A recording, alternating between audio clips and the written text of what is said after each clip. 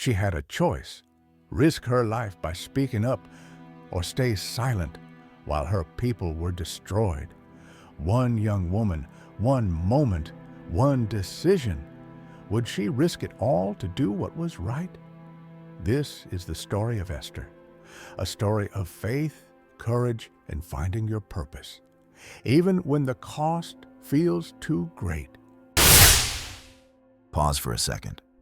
Like the video, subscribe for more faith-filled stories, and turn on notifications so you're first in line for our next episode.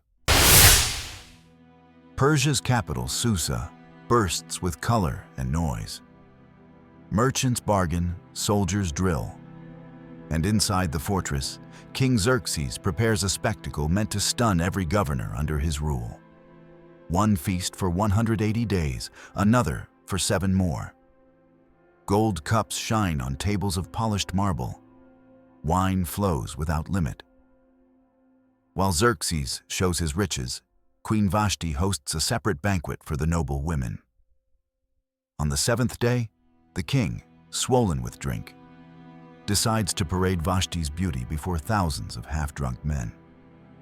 He sends 7 palace eunuchs, Mehuman, Biztha, Harbona, Bigtha, Abagtha, Zethar, and Carcass, to fetch her wearing the royal crown. Vashti refuses. The hall freezes. A rejected Xerxes turns to 7 legal advisors: Karshena, Shethar, Admatha, Tarshish, Meres, Marsena, and Memucan. Memucan warns that every wife in the empire will copy the queen's defiance. His solution: strip Vashti of her title and spread a law that every man is master in his own house. Xerxes signs the decree. Riders carry it to 127 provinces. The throne beside him is now empty, and the empire whispers, "Who will replace her?" Officers scour each province for the most striking young women. One is Esther, known at home as Hadassah, an orphan raised by her cousin Mordecai. Before she walks through the bronze gates, Mordecai urges, "Hide your Jewish birth for now." Inside, the keeper of the women, Haggai, notices her gentle strength and gives her the best rooms, 7 attendants, and measured advice. 12 months of oils and perfumes follow, half a year in myrrh, half in sweet spices. Court rivals clamor for jewelry. Esther takes only what Haggai recommends. When her night arrives, she enters wearing a plain white gown and steady eyes. Xerxes studies her, speaks with her, then lifts the golden crown and places it on her head. Trumpets echo across Susa. The king declares a holiday called the Feast of Esther and floods the streets with gifts. Yet Esther keeps silent about her people. A Jewish exile now sits on the Persian throne, and no one suspects the weight of that secret. Mordecai earns a post at the king's gate. One humid evening, he overhears Bigthana and Teresh, 2 guards, plotting to kill Xerxes. Mordecai sends word through Esther. Esther relays the warning in Mordecai's name. Investigators confirm the plot, hang the traitors, and record Mordecai's deed in the royal chronicles. The page is closed without reward, but the omission will not stay buried. Soon after, Xerxes promotes Haman the Agagite and commands all officials to bow when he passes. Mordecai stays upright. Servants question him. He answers, "I am a Jew." Haman's pride erupts into rage. Destroying one man will not satisfy him. Priests cast lots to choose a date for slaughter. The stone lands on the 13th day of Adar, 11 months away. Haman offers 10,000 talents of silver to the treasury and convinces Xerxes that an odd people threaten the empire's peace. The king hands over his signet ring. Scribes race to draft the decree on the 13th of Nisan. Couriers gallop out. On one day, kill every Jew, young and old, women and children, and seize their goods. By nightfall, Susa is stunned. Jews wail in the streets. Others stare in confusion. Mordecai tears his clothes, covers himself with sackcloth and ashes, and cries at the palace gate. Esther's maids report Mordecai's agony. She sends fresh clothes. He refuses. Through the courier, Hathach, Mordecai delivers the decree and his demand. Go to the king. Beg for our lives. Esther replies, approaching the inner court uninvited means death unless the king lifts his scepter. And she has not been called for 30 days. Mordecai answers, do not imagine safety in the palace. If you keep silent, deliverance will come from another place. But you and your father's house will perish. Who knows if you have come to the kingdom for such a time as this? Esther responds, fast for me 3 days, night and day. My maids and I will do the same. Then I will go to the king. If I perish, I perish.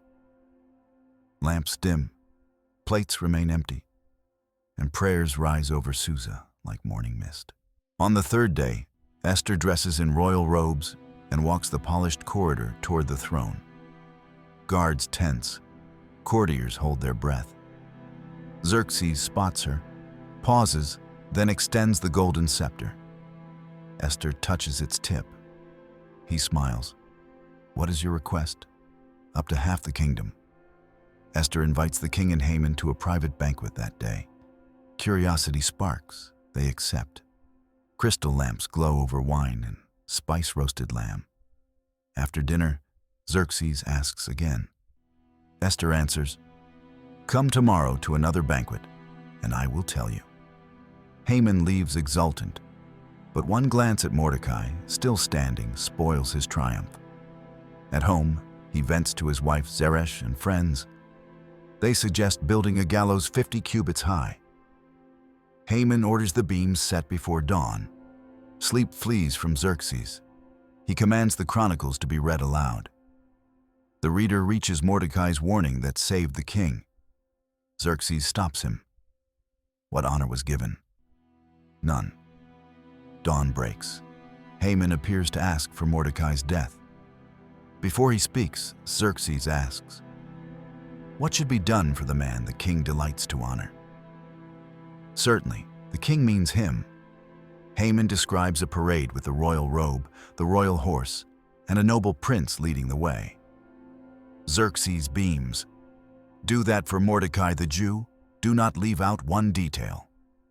Haman, face drained of color, leads Mordecai through city streets, crying, this is what is done for the man the king delights to honor.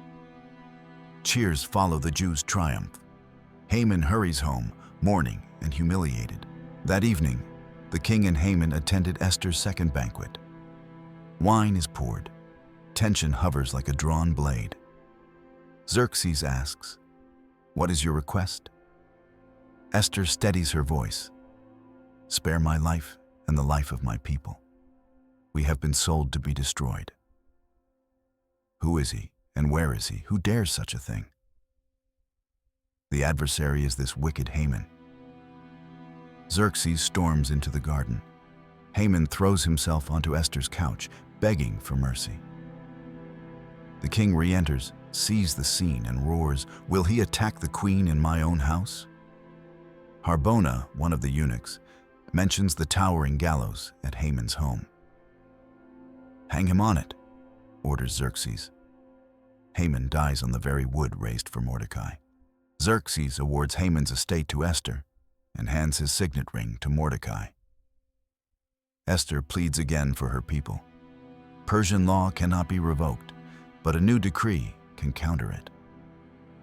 On the 23rd day of Sivan, scribes write a second letter. Jews may assemble and defend themselves, even destroy any army that attacks, on the 13th of Adar. Couriers ride the king's swift horses across the empire.